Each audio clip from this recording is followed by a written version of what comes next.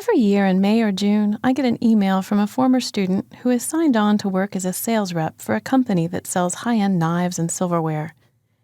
Even though I know what's coming, out of compassion, I agree to meet with the former student so he can give me the sales pitch. No pressure to buy, he assures me. I just want to show you our products. Listening to these students stumble through the half-memorized sales scripts is kind of like reading an ineffective college application essay. Although the words might sound good, they come across as stilted or stiff, and they lack the genuine sincerity and enthusiasm that it takes to really convince me that you believe what you're writing. Just as you can't fake sincerity and enthusiasm when you talk to someone, you can't fake it when you write either. Remember your audience. These are professionals who read essays as a part of their job. They can spot insincerity just as easily as an English teacher can spot plagiarism.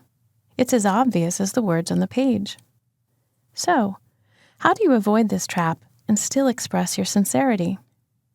Well, it starts with choosing your topic. You're going to have a really difficult time conveying sincerity and enthusiasm about a topic that does not interest or excite you. Go back and watch the movie on selecting a topic and take the extra time to go through the brainstorming process to ensure that you choose a strong topic. This is a very personal choice. What might be a great topic for your best friend might not be a good choice for you. Follow your own passions and be true to your own beliefs. As Dave Barry of College Confidential says, don't write what you think they want to hear. Write what you want to say. There is no other way to be genuine about it.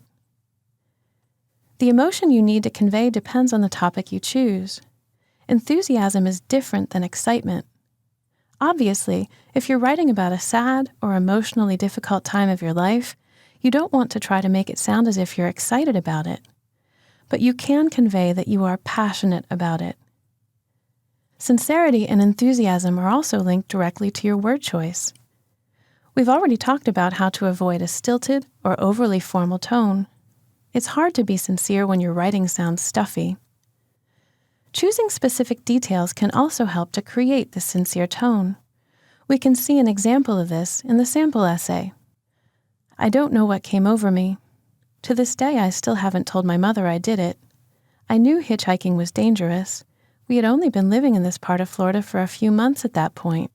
Anyone could have picked me up. But the car that pulled over was a woman in a minivan with 2 young kids. "What in the world are you doing hitchhiking?" she scolded. And after listening to the stranger danger lecture I knew I deserved, I told her where I was going and why. The writer here is able to express his sincere surprise at his spontaneous decision to resort to hitchhiking. By sharing such details as, "I still haven't told my mother I did it," and "after listening to the stranger danger lecture I knew I deserved," the writer also conveys the self-awareness of the potential danger of his choice.